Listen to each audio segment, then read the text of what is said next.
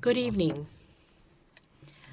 In France, you have to know that 2 children die at the hands of their parents each week. At the end of this evening, 3 children will have been raped. Today, 200 children are going to cross the threshold of a police station because of having been subject to violence, sometimes sexual. And these, sometimes it's at the hands of their parents. Perhaps you remember Cosette, who was placed by Fantine in the house of the Thénardier, and who was finally saved by Jean Valjean in The Misérables. It's the most famous case. You know that we have a tendency to think that children are protected in France, but it's not the case. My name is Lyes. I'm 35, and I'm a child who was put in a foster home. I was born and immediately placed by the state which promises liberty, fraternity, and equality. I was placed right at my birth because my biological mother, who had a mental disease, was not ever able to take care of me.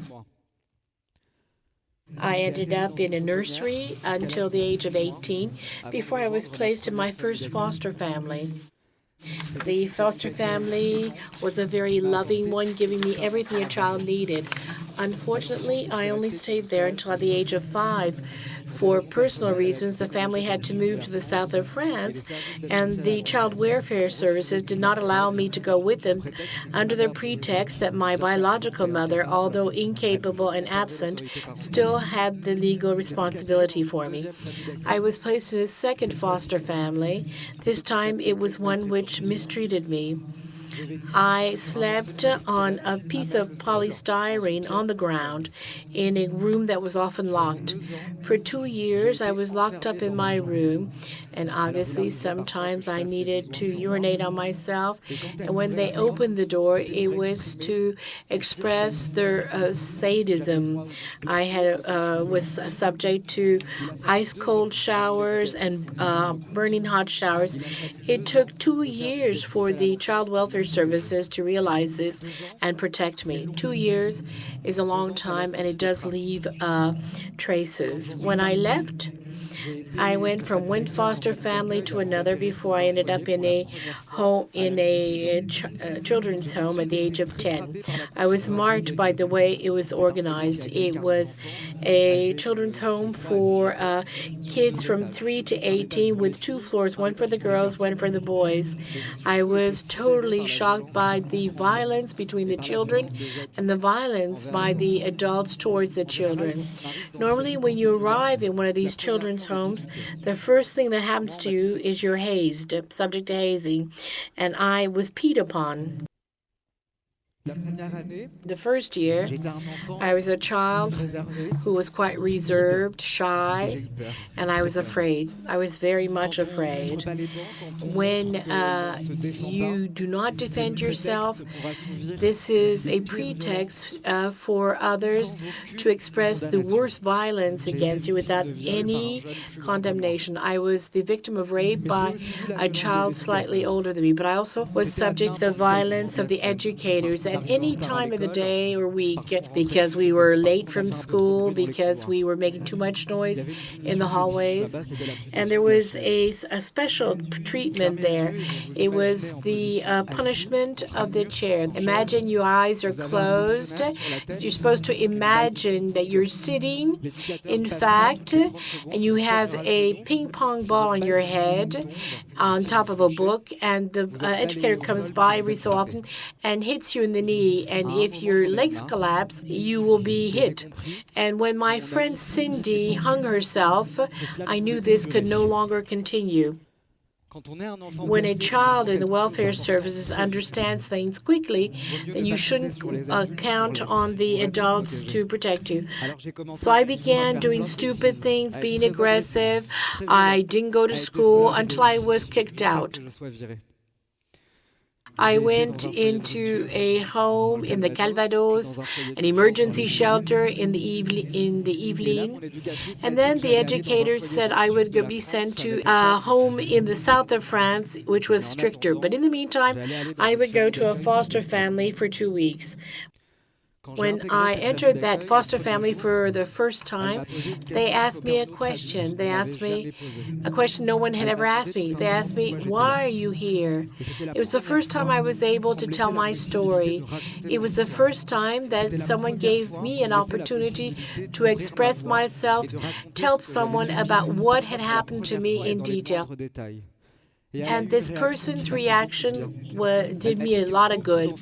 She said that a lot of children from the welfare services were placed in her home and told them such things. And then I felt less guilty. The educator came back to take me to the south, and she said that she was tired of seeing me shipped left and right like a parcel, and she thought it was better to stay with her.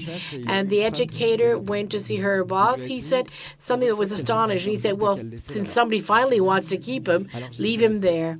So I stayed there until I was 18. I was very lucky.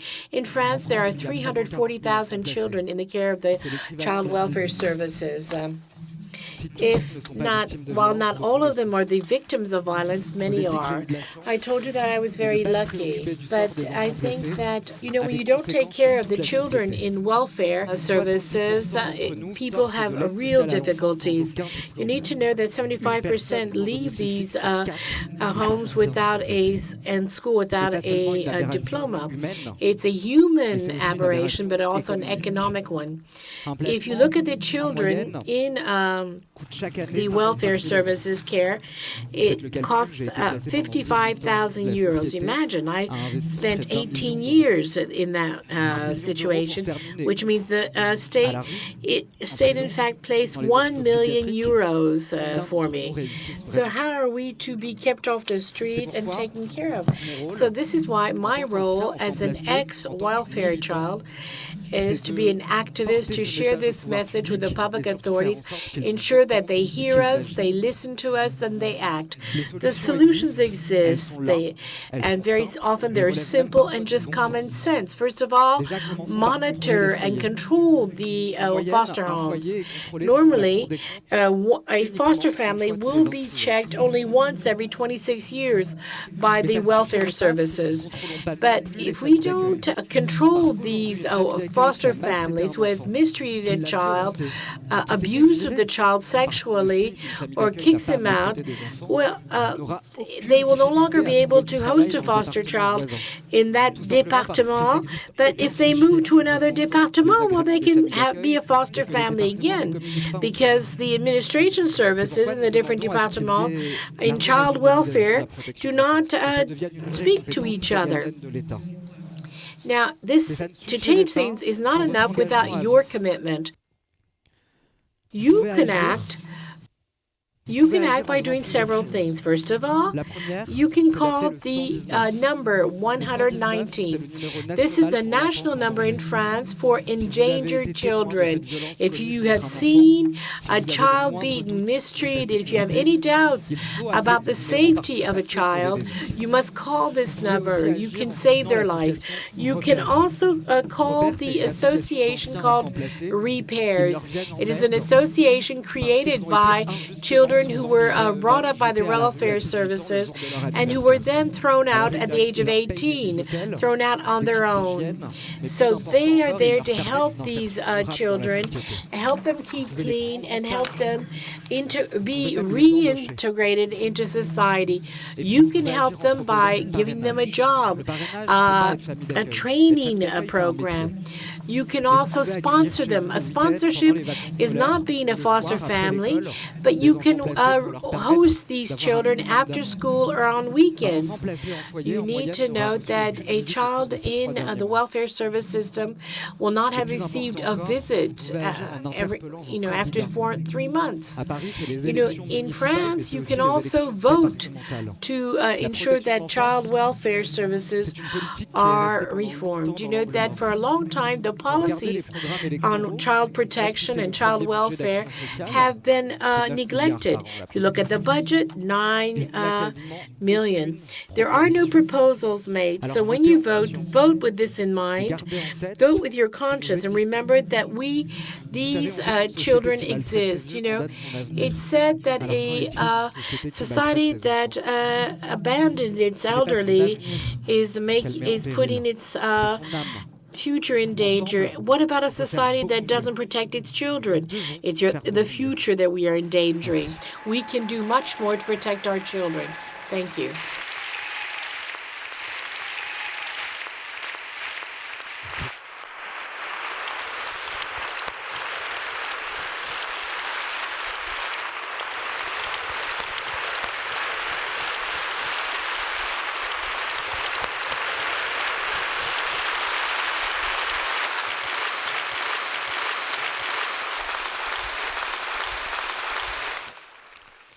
Julien Montfort, je crois que tu as une question pour Lyes. I think that we need to think about all these children in the child welfare system. When you meet them, because I imagine you meet with them, people in this room would like to know, what do you say to these children? I tell them you should not be ashamed. You should never be ashamed. You know, for a long time, we had a kind of negative sticker stuck on our foreheads. We were the children from the DAS, the welfare services. And children are ashamed to say that. I tell them, don't be ashamed. You need to talk, to speak. I believe you, because a lot of children have been subject to violence, and they were told they were liars, that people didn't believe them. And I say to them, I believe you. I believe what you say.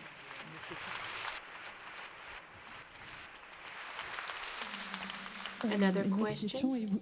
You say that the children in the child welfare system are not protected, that there is a lack of money, the educators are also mistreating them, the situation is explosive. Can we still count on the state to protect our children?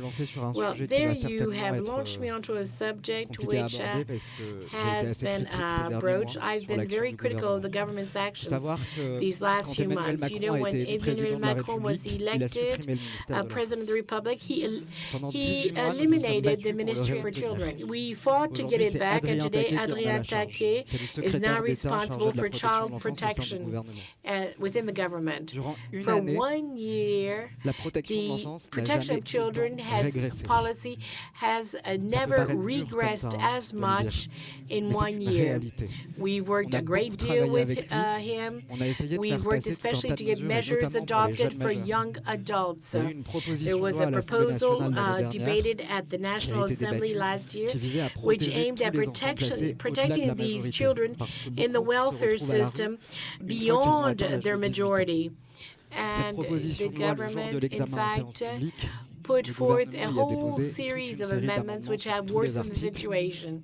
They have set out new conditions, in fact, to be protected after the age of 18. You have to be placed in the welfare system before the age of 16. And you need to know many children are placed after 16 years of age. This is the first time that we have really regressed on this subject. Thank you. Merci beaucoup. Merci. Merci, Lyes.